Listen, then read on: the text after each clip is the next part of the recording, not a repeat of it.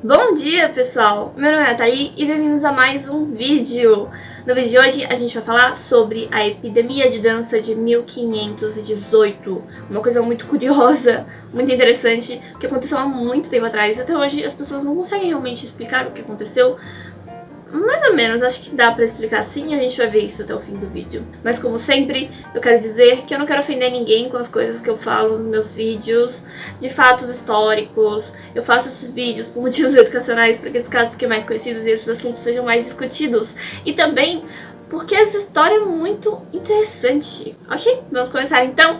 Tudo começou no dia 14 de julho de 1518, na cidade de Estrasburgo, na França. Uma mulher chamada Frotrofea, eu não sei como é que fala, Frotrofea, começou a dançar na rua fora de sua casa. Não havia música, não era ocasião, ela simplesmente não parava de dançar. Seu marido a implorava que parasse, mas ela não conseguia.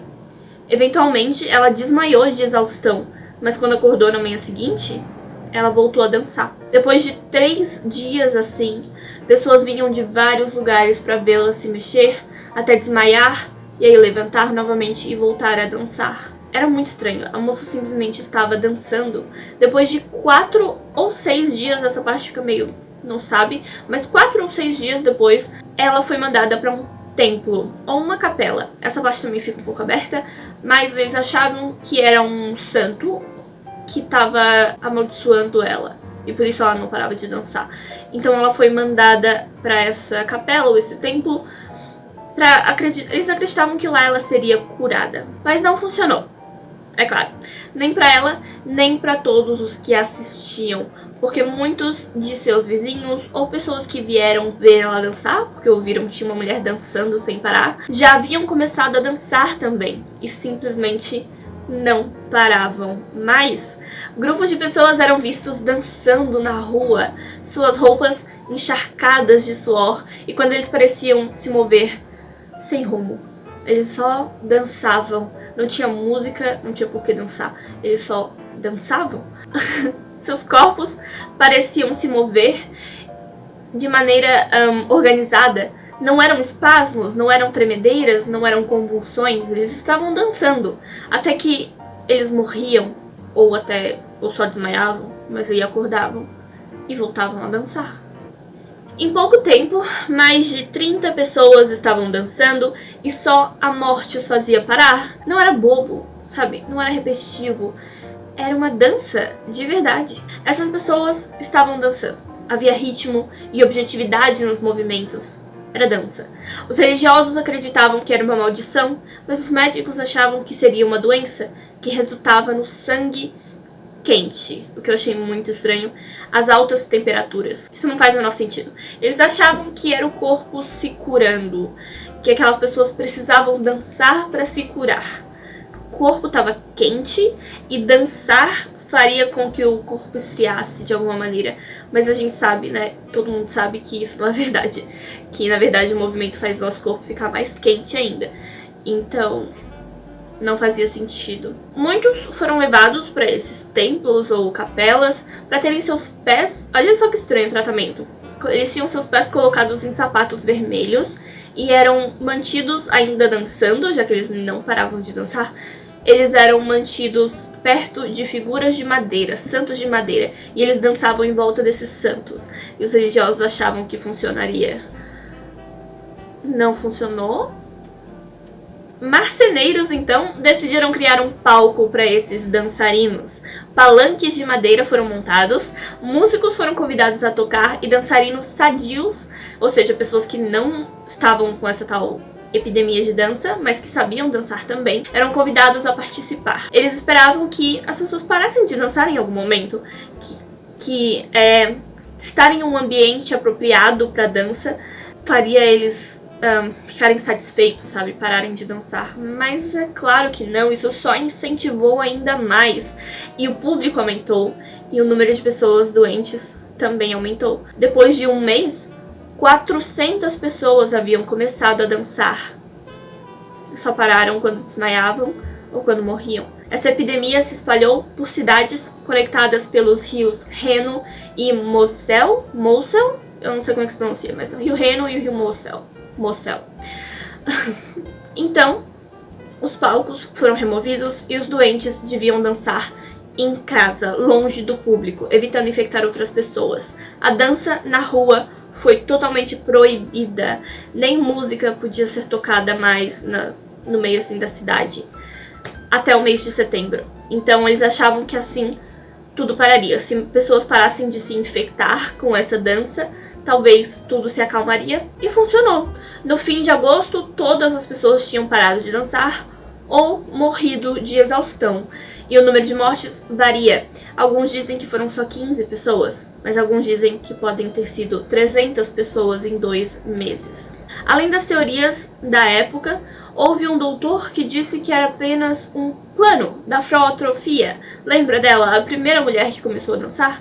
Pois é, teve um médico então que disse que ela só queria humilhar o marido, que ela realmente queria incomodar o marido, e por isso ela estava dançando para humilhá-lo.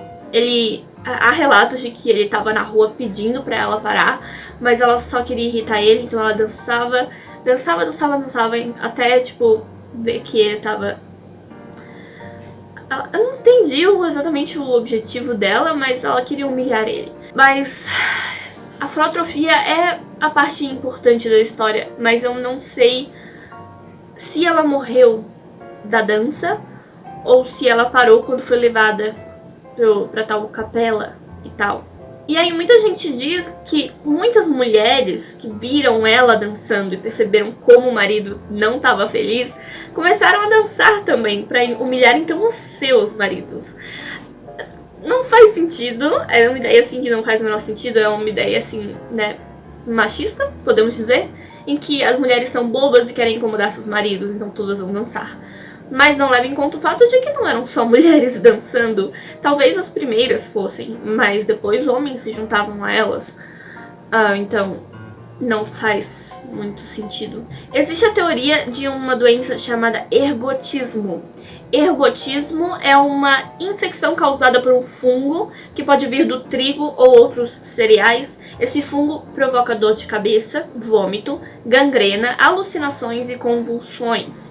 Porém, essa infecção não permite que o ser humano dance. A pessoa fica doente demais para isso. Eles ligaram as alucinações e as convulsões ao fato do pessoal estar dançando e não parecer realmente sentir dor. Mas isso não faz sentido. Se a pessoa estava doente, com gangrena e enjoo, ela não ia conseguir dançar.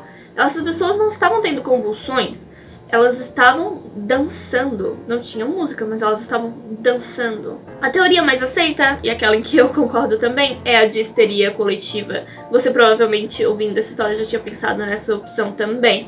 Onde um ser humano começa com um tipo de histeria, um sintoma, uma ideia, e aí outros seres humanos percebem essa ideia e acreditam nela, mesmo que inconscientemente. Uma mulher começa a dançar e diz que não consegue se controlar. Ela pode conseguir ou não, mas ela diz que não consegue.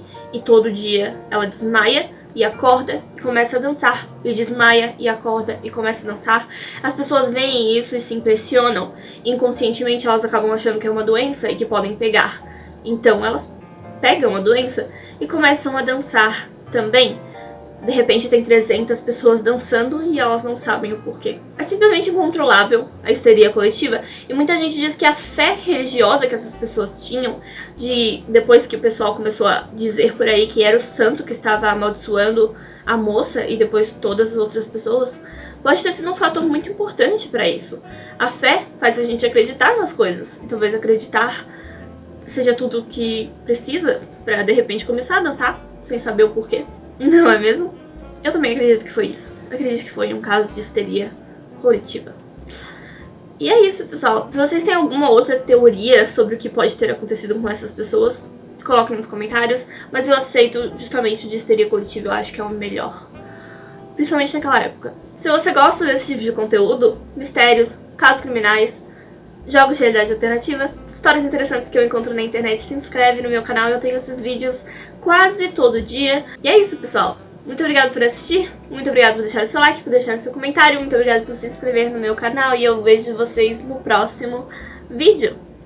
Tchau!